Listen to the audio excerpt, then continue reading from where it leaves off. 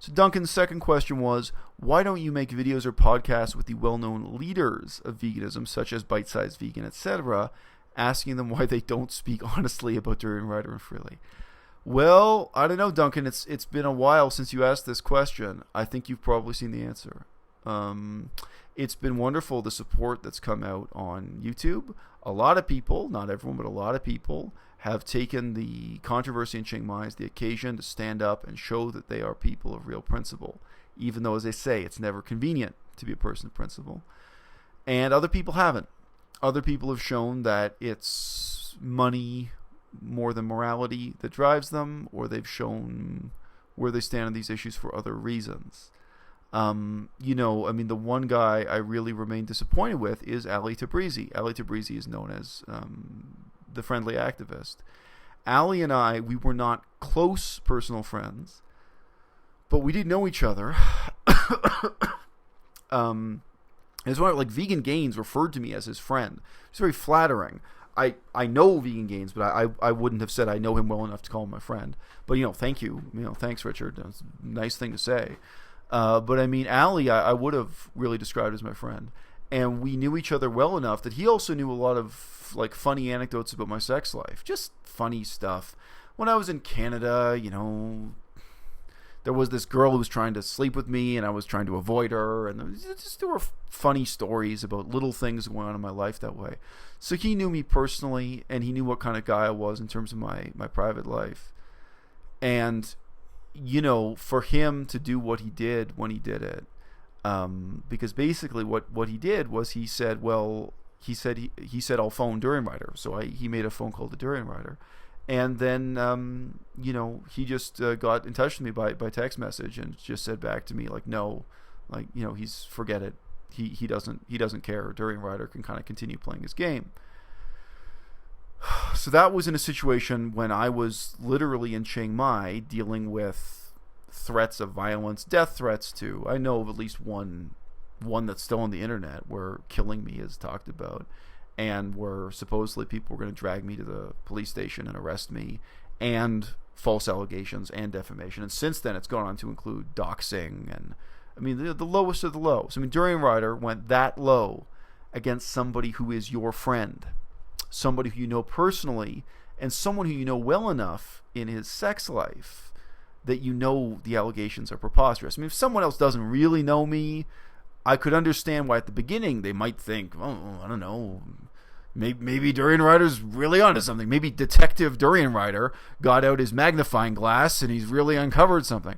Especially if you didn't know how long I'd been in Chiang Mai. I'd only been in Chiang Mai for about 2 days when the allegations were made. Like, maybe it's 3 days, but it was a very, very short time. I mean, it's not true. I had no girlfriend in Chiang Mai. Nothing was going on. It wasn't like, some other scandals that happened in Chiang Mai in the past where at least the guy had a girlfriend or several girlfriends. At least there was some basis for the rumor. There was just nothing. It was complete fiction. But if anyone in the world could have known about that, should have known about that, and could have taken a stand, it really would have been Ali Tabrizi, the friendly activist. And yes, still to this day, it bothers me that he didn't do the right thing when it mattered. With people like Bite Size Vegan, why would they? If she did, it's great. I'd be happy to talk to her or whatever. But, with these other people, you can't assume they've got any common ground with you or what have you. As we've seen lately with Unnatural Vegan, a lot of people assumed I had a lot of common ground with Unnatural Vegan. I never did. I wasn't under any illusions about that. But, you get to see what she's really made of and where she really stands in these issues. And you get to see just how rapidly she resorts to denouncing me, comparing me to Durian Rider, etc., when, there's a substantive difference of opinion there, and when I'd already apologized for hurting her feelings, both in email and here on YouTube, etc. And, I want to talk about the substance of the game, but she's playing a very different game. And finally, look, what I've learned lately, in terms of the real divide between people here on YouTube, you have to remember, I am not a full-time YouTuber. This is not my job. I'm very busy right now studying Chinese. I'm very busy with my own chaotic job situation. Before I was in university classes writing essays. I remember, one other vegan denounced me. He accused me. He thought I was lying about being in university because he thought I was spending so much time making YouTube videos. I couldn't possibly be taking classes. No. I was on schedule. I was writing my essays and writing my exams and all that stuff too. I'm not a full-time YouTuber. I can't devote that much time and energy to that. That's one difference between me and a natural vegan, or between me and bite-sized vegan. But the other difference is who is reading from a script and who is not. In her personal emails to me, I really got a sense of what kind of a human being a natural vegan is. And I think in her unscripted videos, you get a sense of who she is also, even if it's only a little bit. But in the scripted videos, you do not at all. So that's one wake-up call I've had. And again, it's nothing against Bite-Sized Vegan, but I think in her scripted videos, you get no sense of who she is or what she's about. And by contrast, Bite-Sized Vegan, ages ago, she gave an interview to Vegan Revolution. Shout out to the man in the mask, Vegan Revolution, my number one luchador, my number one favorite professional wrestler in the Mexican Wrestling League.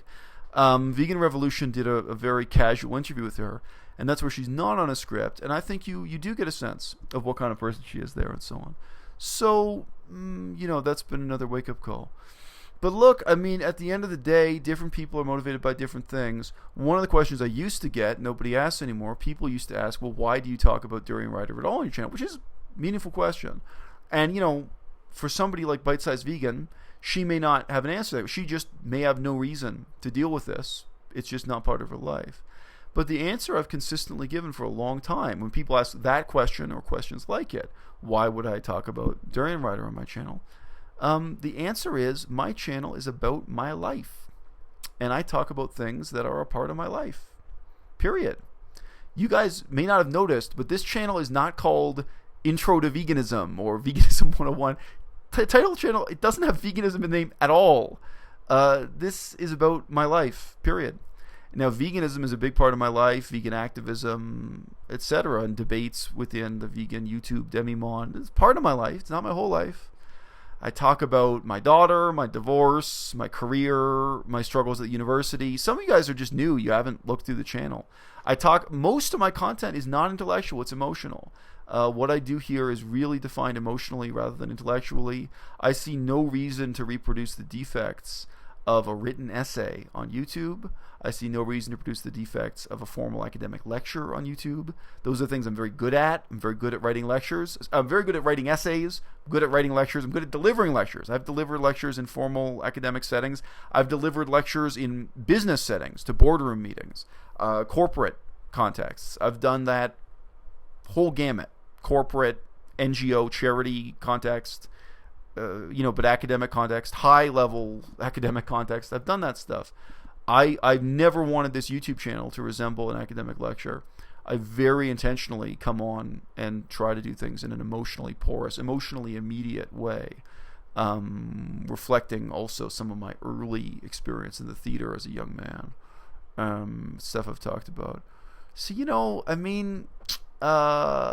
that's why I ever talked about Durian Rider and Freely. One of my videos about them that talked about their diet, it began because I had just finished talking to a young woman, just by email, but a young woman who had dropped out of veganism, who had gone back to eating meat because she had been on the raw tofu diet and she'd gained weight and she was miserable about it.